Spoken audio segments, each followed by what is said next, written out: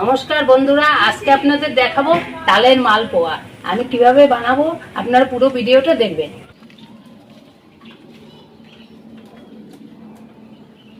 তালটা এইভাবে ছেঁকে নিলে পরে ফ্রেশ পড়ে। আমি এখন দিয়ে দিচ্ছি তালের মধ্যে ময়দা।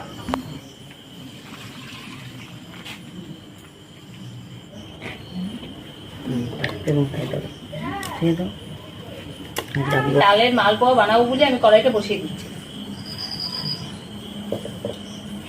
সাদা তেল কড়াইতে দিয়ে দিচ্ছি।